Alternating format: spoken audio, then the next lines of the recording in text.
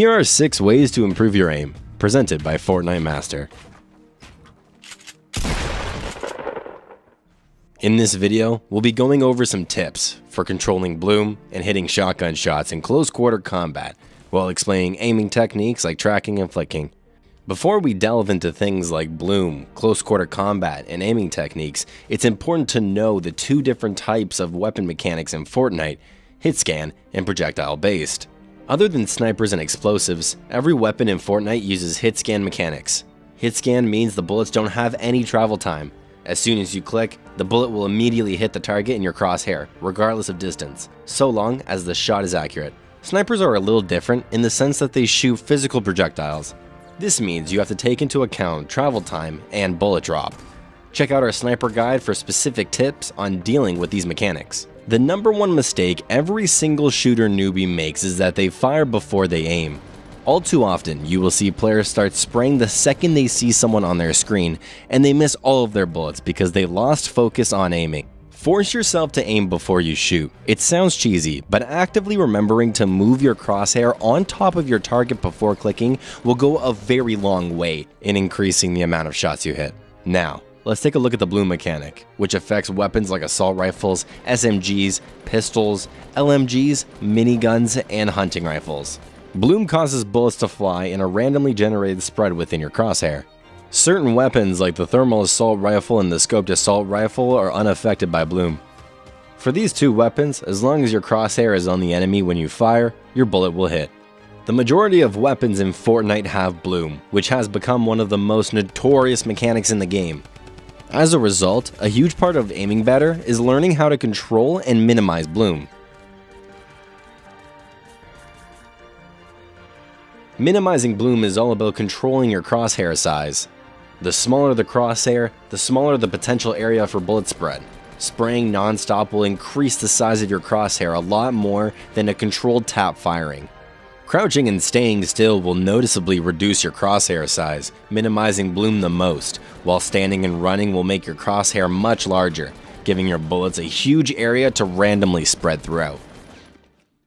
First shot accuracy is the go-to option to help counteract bloom. If you wait for a second when aiming down sights with pistols, ARs, or LMGs, your first shot becomes 100% accurate.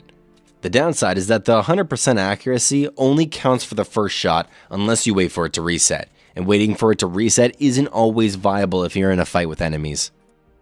Another great option, which is just a step down from first shot accuracy, is controlled fire. This is the middle ground between first shot accuracy and a full-on spray, and it's useful in a lot of situations. Typically, controlled fire is the most useful at mid-range. Sometimes the best option is just to hold down the trigger and spray to your heart's content. If the enemy is close enough, the extra damage output of a full spray can be very worth it. Tracking is an aiming technique that refers to keeping your crosshairs on a moving target. It's a huge part of aiming with weapons like ARs and SMGs. Being able to accurately track enemies with your crosshairs will drastically increase the amount of shots you hit. When tracking an opponent, really focus on trying to keep your crosshair centered on the enemy at all times. It's easy to get distracted by any number of things while fighting, so try to maintain as much focus as possible on crosshair placement. On PC, lowering your sensitivity can help a ton with successfully tracking moving opponents. A cool way to practice this is in playground with some bouncers and an ATK.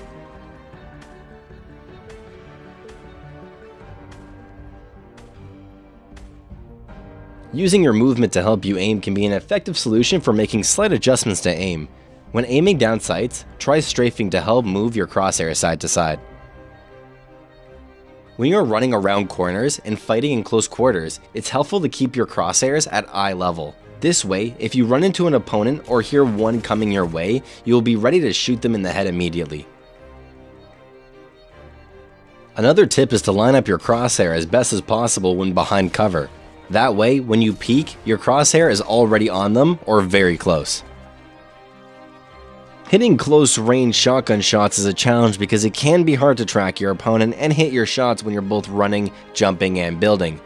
There are a couple of ways to help aim in close quarter shotgun battles, namely using movement to help aim and working on flick shots. When jumping through the air, it can be awkward adjusting your aim vertically, so try relying more on your movement and wait until your crosshair drops onto the opponent. Sometimes quick flicks are your only opportunity to hit good players who rarely leave themselves vulnerable to shots.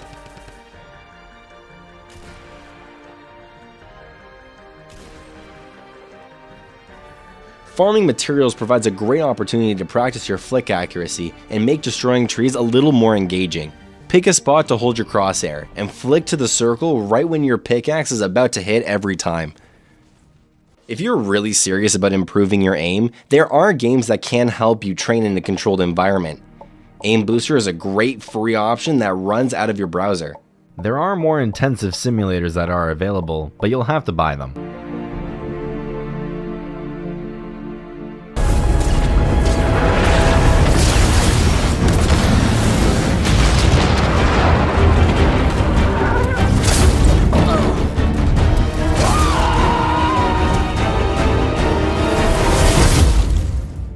In this video, we're going to be talking about some aiming tips and drills that you can personally do involving flicking, pop shotting, tracking, free aiming, and using the L analog.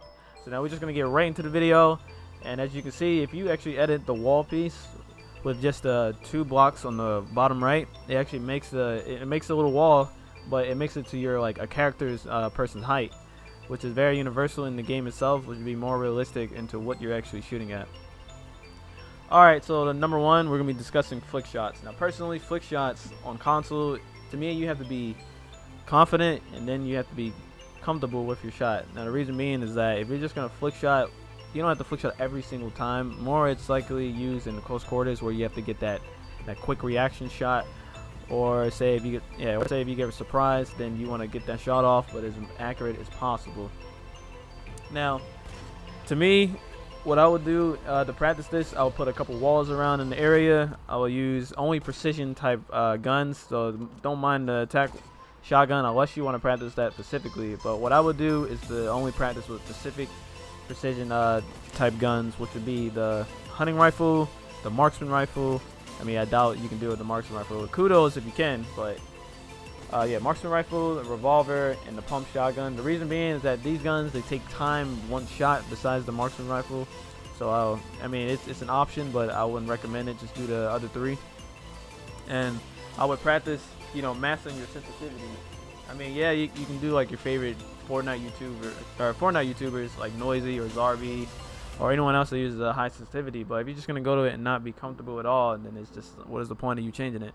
So I would say, just mess around with the sensitivity that you're doing right now and focus on flicking. Do like 1 or 2 walls at a time, see how many shots you can hit in a row, and then just keep going on and on and on after that. Alright, number 2, we'll be talking about pop shotting and using the L analog. Now personally, for using the L analog, I would only say to do that if you need little to like minuscule modifications in your aiming when you're aiming at the target at hand. So if it's jumping off a actual staircase and the person is below you, then yeah, I would use this. And then if you just need the literally, like, you're peeking around a corner and somebody's walking, you can literally just peek out and use like a little bit of a flick if you need that adjustment. Now, pop shotting is probably the most popular way people like to aim. Pop shotting in a 3rd-person game is pretty much best to use close quarters if you're strafing, or if you just need to get a quick shot off and go right back into your build. Pop shotting is really good. Now what I would do, I would build this, these 3 walls and a stair, and make a little like a square type target that you can aim at. Make 2 windows and put have the stair behind it, but make the front wood and then the back metal, so you can have more shots on the actual metal in the back. But if you mess up, which is a clear indicator, if you shoot the wood, it only takes, I think, like 4 or 3 shots on full wood. So it's pretty much, you're trying to get down that aim. If you want to get those easy shots off, but you end up choking, then it's like, this is more of addressing that type. And then yeah, just start messing around with, like, once you start getting comfortable with using the L analog and the pop shotting and plus the flick shotgun, just start trying to mess around to show like how comfortable you are with your sensitivity. I mean, yeah, show off to yourself, show off to your friends, but it's helping you to like master what you need to be addressing. So yeah, you can do that box method. You can put some walls around. You can pretty much just make your own little obstacle course, like a little firing range. They say like if it was like a legit like firing range, like beeping in your air, you just going in, trying to hit as many targets as you can. Yeah, and also while you're practicing, try and like mimic movements that you would do in an actual gunfight, or pretty much anything in game that you would do, like jumping around, building, do anything that would make it like as close as your playstyle as you can. Either building up on somebody or putting the wall to block and then shooting, popping out of cover, doing quick edits then shooting. Like this will help you get more comfortable so you won't be panicking in a gunfight.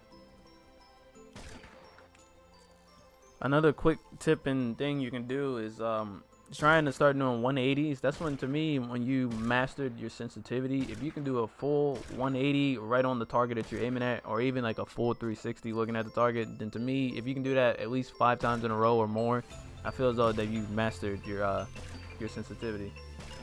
Alright, so we're coming out with number 3, eye tracking. So the reason I want to address this as a whole is that the whole point of you getting used to your sensitivity and how fast you want your actual sensitivity to be. So instead of focusing on how fast your sensitivity is, just focus on how your eyes adjust to each target.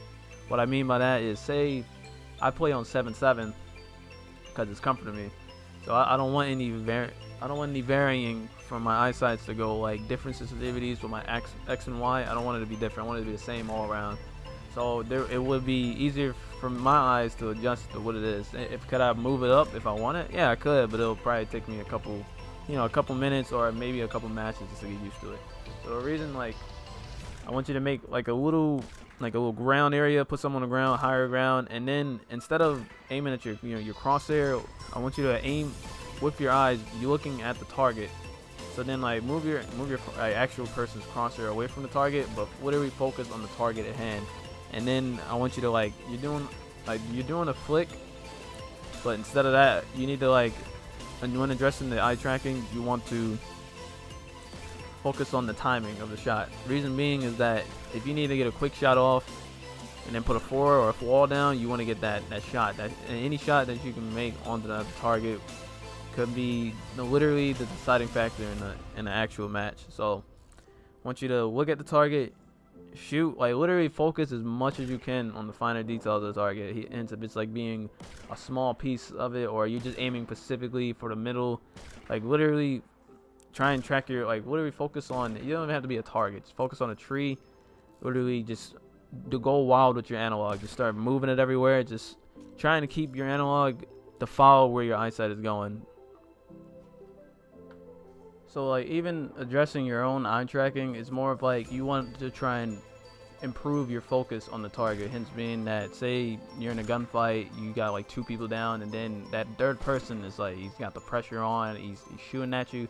So I've heard people even say that once if it's too much for them, they close their eyes, or they just start looking around, or they just spray and pray, hope for the best. This, you want to try and focus on how determined and focused you are on the kill at hand. I mean, yeah, it might sound like you're sweating a lot, but it's more of you want to have enough focus to the point that you're not, losing your shot. You want to just keep focusing on it, and don't blame it on your controller, your sensitivity. It's more of as long as you can keep in tune with your own hand-eye coordination, as long as your eyesight is key, dead on, centered on the target itself, then it's you should have no problem. Your focus should be on spot, recoil should be on spot, everything should be, in tune. You're pretty much fixing the tweaks or resetting your eyes when doing this. So when you playing on a higher sensitivity or anything, just try and focus on the target at hand. Don't try not to look at the crosshairs. Just literally focus on each target. Every time you throw one, just look at the other one. Just focus as much as you can, and then as the crosshair crosses over the target, just try and time it right. Try and get it dead on the target, and then you'll be good to go. This is what helps me a lot when trying to be focused in on difficult shots, or say if I'm under pressure, which for some reason I do tend to do better under pressure at the task at hand. Alright everybody, this is going to be the end of this video. If you stick through this video throughout the whole thing, I appreciate the support. Love you guys. Be sure to follow my social links in the description provided below. That is going to be all for me in this video. Well, everybody, stay godlike.